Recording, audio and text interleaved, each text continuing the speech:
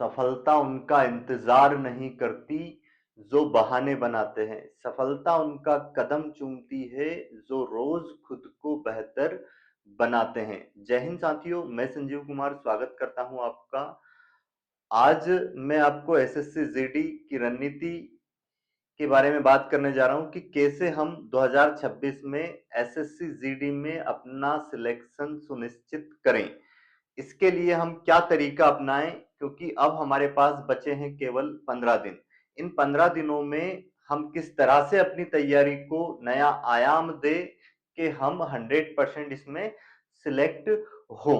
तो इसके लिए अब आपको करना क्या है, मैं सभी से उम्मीद ये कर सकता हूं, जो भी जिन्होंने भी एसएससी जीडी का फॉर्म फिल किया है, तो वो जब से अपनी तैयारी स्टार्ट उन्होंने कर दी है, तो अब तक उन्होंने अपना पूरा सिलेबस कंप्लीट पढ़ लिया होगा। जैसे कि मैथ्स के 20 क्वेश्चन आते हैं इसमें, तो मैथ्स आप कंप्लीट पढ़ चुके होंगे।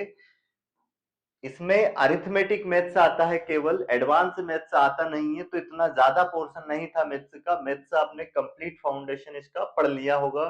रीजनिंग भी बिल्कुल इजी आती है। 20 क्वेश्चन इसके रहेंगे। वैसे ही जीके आपने कंप्लीट पढ़ लिया होगा, जिसके 20 क्वेश्चन आपको मिलने हैं। और हिंदी, इसके भी कितने 20 क्वेश्चन।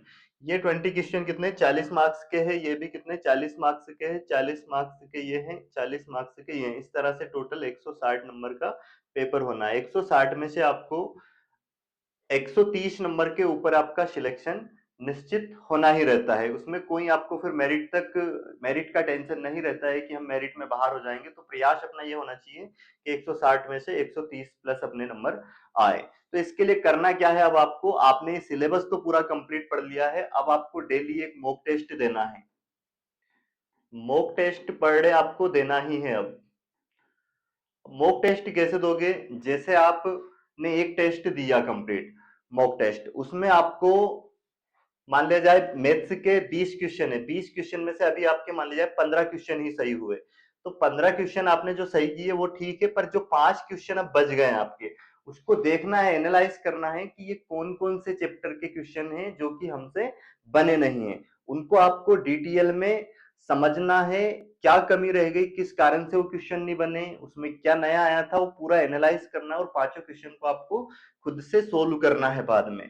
वैसे ही रीजनिंग के जैसे 20 क्वेश्चन में से मान लिया जाए आपके बने, इसमें से 20 क्वेश्चन में से 17 क्वेश्चन बन गए, तो 17 क्वेश्चन ये बन गए, तो जो 3 क्वेश्चन आपके बचे हैं, 3 क्वेश्चन जो नहीं बने, तो उसको भी आपको चेक करना है।